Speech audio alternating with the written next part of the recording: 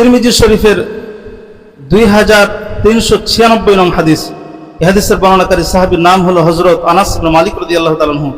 হযরত আনাস ইবনে মালিক রাদিয়াল্লাহু তাআলা আনহু বলেন, আল্লাহর রাসূল ইরশাদ করেন, ইযা আরাদাল্লাহু বিআবদিহিল খায়রা, যখন কোন বান্দার আল্লাহর কল্যাণ, আল্লাহ তাআলা তার কল্যাণ চান, আরাদাল্লাহু বিআবদিহিল খায়রা আজ্জালা লাহুল উকুবাতা ফিদ দুনিয়া, তখন আল্লাহ তাআলা তার শাস্তিটিকে পরকালে না দিয়ে দুনিয়াতে দ্রুত দিয়ে দেন। ওয়াইদা আরাদাল্লাহু বিআবদিহিশ শাররা, আর যখন আল্লাহ তাআলা কোনো বান্দার অকল্যাণ চান, আমসাকা আনহু বিদানবিহি, তখন আল্লাহ তাআলা তার পাপের শাস্তি দুনিয়াতে না দিয়ে এটা আটকে রাখেন। হাত্তা ইউআফিয়া বিহি ইয়াউমাল কিয়ামাতি, এমনকি আল্লাহ তাআলা এই ব্যক্তিকে পরকালে তার পাপের পূর্ণ শাস্তি দান করবেন। নাউজুবিল্লাহ।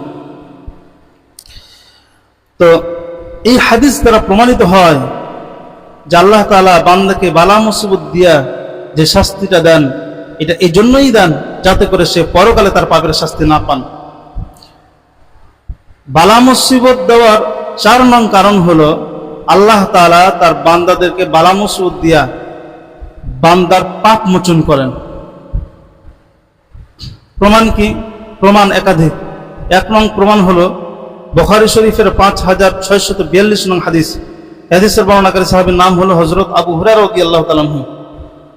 হযরত আবু হুরায়রা রাদিয়াল্লাহু তাআলা আনহু বলেন যে রাসূল আকরাম সাল্লাল্লাহু আলাইহি ওয়াসাল্লাম ইরশাদ করেন, মা ইসিবুল মুসলিমা মিন নাসবিন ওয়ালা ওয়াসাবিন ওয়ালা হাম্মিন, মানুষ তার দেহে জখম বা ঘা এগুলো হওয়ার কারণে যে কষ্টটা পায়, বা তার জীবন থেকে তার কোনো প্রিয় জিনিস হারিয়ে যাওয়ার কারণে, বিয়োগ হয়ে যাওয়ার কারণে যেই কষ্টটা সে পায়, ওয়ালা হাম্মিন ওয়ালা হুজরিন, অথবা জীবন চলার পথে সে যেই ব্যথা এবং কষ্ট পেরেশানি অনুভব করেন, হাত্তা শাওকাতি ইশাকুহা, এমনকি রাস্তায় চলতে সে তার দেহে যেই কাঁটা ফুটলে যেই কষ্টটা পায়, এই সব কষ্টের বিনিময়ে ইল্লা কাফফারাল্লাহু বিহা খতায়াহু, এই সব কষ্টের বিনিময়ে আল্লাহ তাআলা তার আমলনামা থেকে পাপগুলো মোচন করে দেন।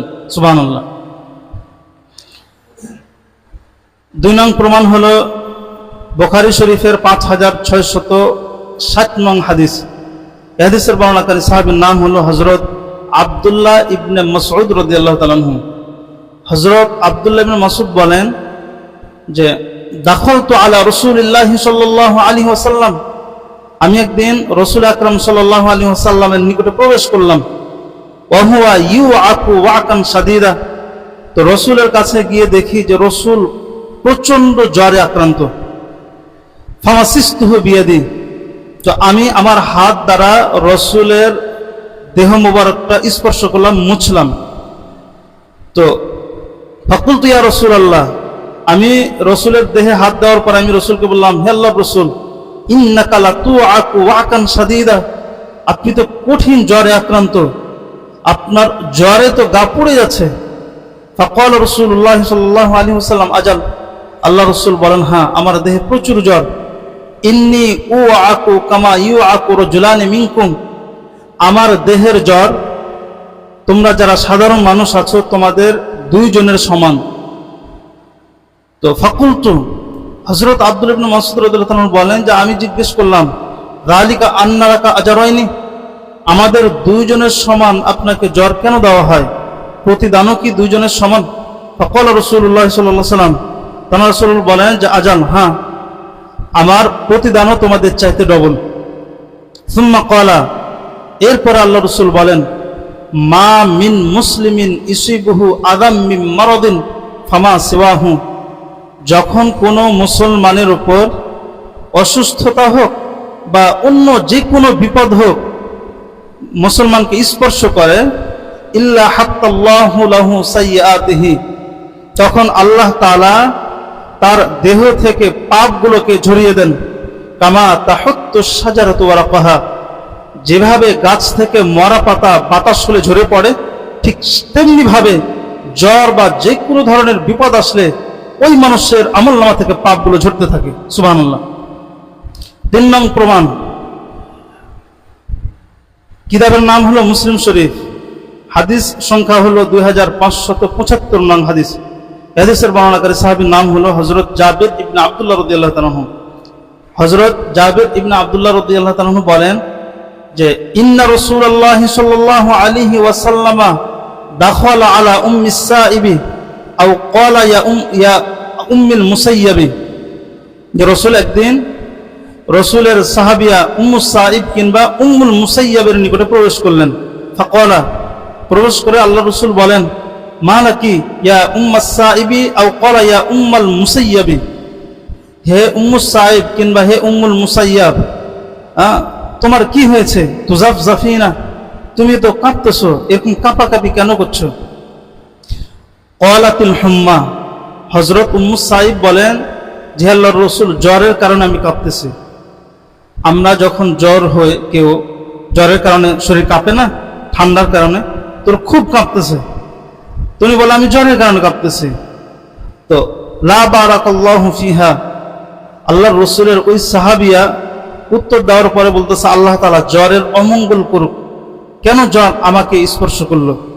তো ফাকালা, তখন আল্লাহ রাসূল বলেন, লা তাসুব্বিল হুম্মা, যে হে উম্মু সাইব, তুমি জ্বরকে গালি দিও না। কেন?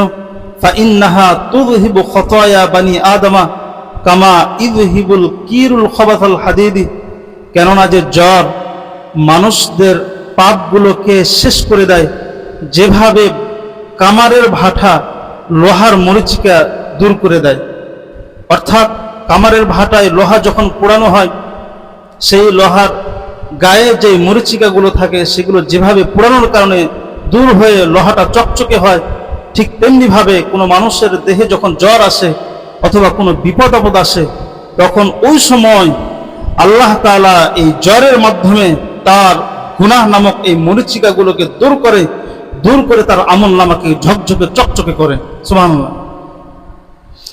তাহলে এই তিন হাদিস বুখারী শরীফের 5642, 5660, মুসলিম শরীফের 2575 নং, এই তিন হাদিস দ্বারা প্রমাণিত হয় যে মানুষকে যে আল্লাহ তাআলা বালা মুসিবত দিয়ে থাকেন বিভিন্ন সময়, কারণ হলো তার আমল নামা থেকে পাপ মোচন করবে। তাই বালা মুসিবত বান্দাকে দেওয়ার 5 নং কারণ হলো বালা মুসিবতের মাধ্যমে আল্লাহ তাআলা বান্দাকে বড় প্রতিদান দিতে চান।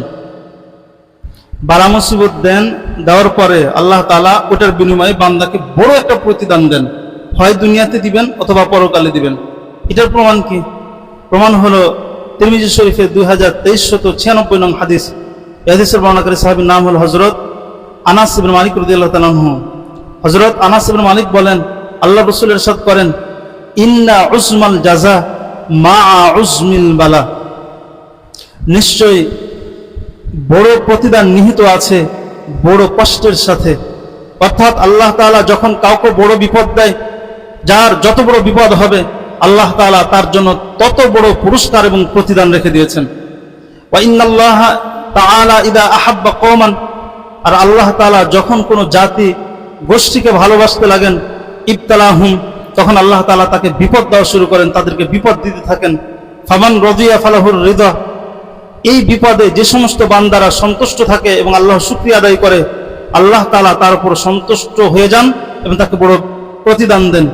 ওমান সাখিতা ফালাহুস সুখতু, আর যে ব্যক্তি এই বিপদগুলোর উপর অসন্তুষ্ট হয়, আল্লাহ তাআলা তার উপর অসন্তুষ্ট হয়ে যান, বড় প্রতিদান তো দেন না, আরো অসন্তুষ্ট হয়ে তাকে জাহান্নাম দিবেন। নাউজুবিল্লাহ।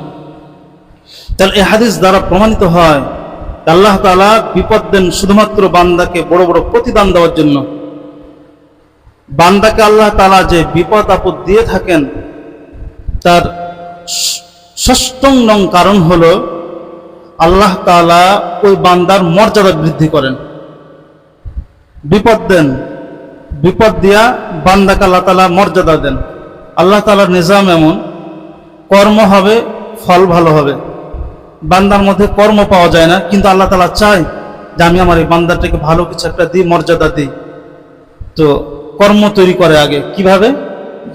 মুসিবত দেন, দিয়ে বান্দার মধ্যে কর্ম সৃষ্টি করেন, তারপরে তার মর্যাদা দেন। প্রমাণ কি?